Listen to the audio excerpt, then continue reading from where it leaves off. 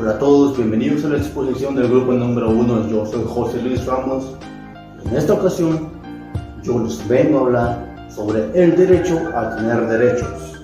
No se consigue en una tienda. El dinero no los garantiza. No hay que llenar una solicitud y pagar una cuota.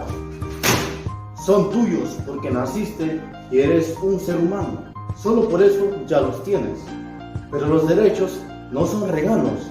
Los poderosos no llegaron y dijeron, ok, vamos a concederles la libre expresión.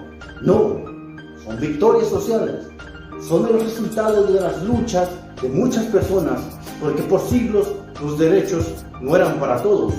Y los más poderosos no reconocían la dignidad del otro y usaban el poder en contra de los más desaventajados.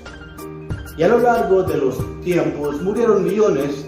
Ellos y ellas lucharon y siguen luchando junto a campesinos, mujeres, trabajadores, migrantes, personas LGBT. A través de la historia hubo logros importantes en varios lugares, reconociendo nuestros derechos. Y después de 2 guerras mundiales se extendieron a todas partes del mundo con la Declaración Universal de Derechos Humanos. Cada uno está escrito para proteger el acceso a nuestro bienestar. Cuando violan nuestros derechos, se nos excluye de lo que dignifica aprender, trabajar, ser libre y que nos traten con respeto. Aun cuando se violan nuestros derechos, seguimos teniéndolos y no debemos renunciar a ellos. Nadie quiere vivir excluido. Y aquí se incluye nuestro trabajo escrito. Hannah Arendt, y se preguntarán quién es esa persona. Pues durante el régimen nazi, una de las medidas que tomaron contra los judíos fue retirarles la ciudadanía. Y así Arendt, quien era judía, se quedó sin nacionalidad. Quizá la pregunta que puede englobar todo el problema de Hannah Arendt es: si no tienes hogar, ¿no tienes derechos humanos? En su trabajo, esta filósofa reflexionó sobre el sufrimiento y las condiciones precarias de las personas que, como ella, no tienen una ciudadanía y han sido excluidas de la ley. Defiende la idea de que todas las personas tienen derecho a tener derechos, sin importar su condición política o biológica. Cuando todos y todas defendemos los derechos, se anulan las exclusiones. Todos y todas tenemos derecho a tener derechos. Conocernos nos arma para defenderlos. Son tuyos, defiéndelos. Mi nombre es Carla Pérez y yo les hablaré sobre el reconocimiento de la individualidad y de la universalidad humana. Bueno, la característica de la individualidad es el resultado de que los derechos humanos sean inherentes a cada persona por ser individuo. Es decir, que cada persona posee estos derechos independientemente de los de las demás personas. Se debe comprender también que estos derechos humanos no son para una nación en específica, ni para una familia en conjunto, y tampoco para una sociedad o comunidad determinadas, sino que estos son para cada una de las personas o individuos que conforman esta nación, esta sociedad o esta comunidad. Cada una de estas personas poseen de forma inherente estos derechos humanos. El reconocimiento universal de los derechos humanos como inherentes a las personas es un fenómeno bastante reciente, y también podemos mencionar que las principales fuentes de derechos humanos son las declaraciones, convenciones y protocolos de ámbito internacional. Con respecto a la universalidad de los derechos humanos, la Organización de las Naciones Unidas ha manifestado que este principio es la piedra angular del derecho internacional de los derechos humanos. Este se desprende del principio de no discriminación, puesto que los derechos humanos los poseen todas las personas sin importar su género, raza, edad, condición social o física, nacionalidad o estado civil.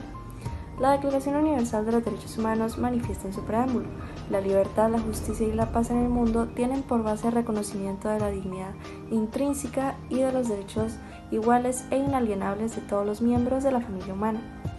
Se dice que todos somos iguales y no hay muchas, ni siquiera 2 naturalezas humanas, sino solo una encarnada en las distintas personas. Con esta última afirmación sostenemos que, aunque todos somos diferentes, también somos iguales, con lo cual se afirma que los derechos humanos son universales. También podemos decir que los derechos humanos son universales, ya que les pertenecen a todas las personas por igual, en todo tiempo y en todo lugar. Hola, soy Roger Miranda y les hablaré acerca del derecho a la condición humana. Este pues engloba todas las esferas que involucran al ser humano y la vida que se conlleva. Van ligados al derecho natural.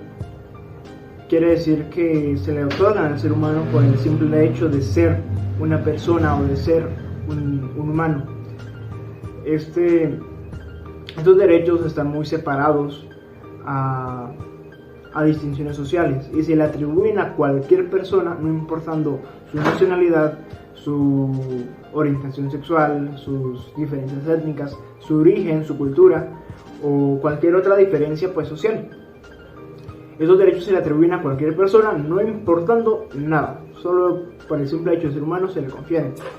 Dentro de los más importantes pues encontramos la dignidad, que pues este respeto por la dignidad comienza cuando al ser humano se le reconoce como un ser existente, como un ser autónomo o un ser individual. Luego tenemos a la integridad, que deriva de la palabra pues de un origen latino, que significa la totalidad del ser humano. La integridad es el estado de lo que está completo el ser humano y pues tiene un derecho a permanecer.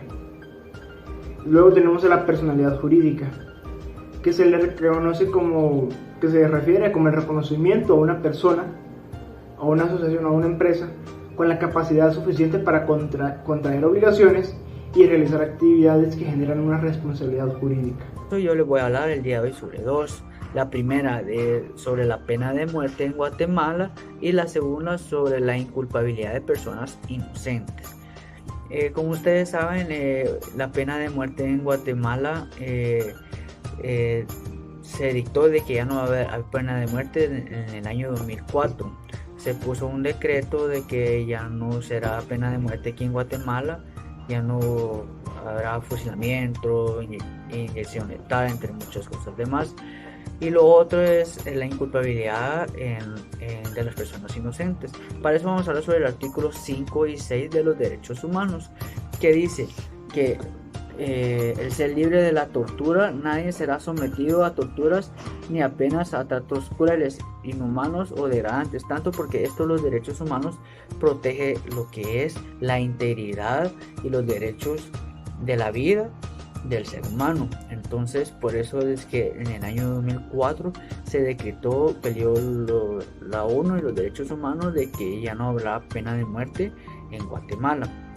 También dice que en el artículo 6 de los derechos humanos dice que todo ser humano tiene derecho en todas partes a reconocimiento de su persona jurídica, o sea que ninguna persona puede ser sometida a un juicio cuando es ilegal, o sea, tiene él sus derechos a declararse, o sea que tiene derecho a decir que es inocente, entre muchas cosas más.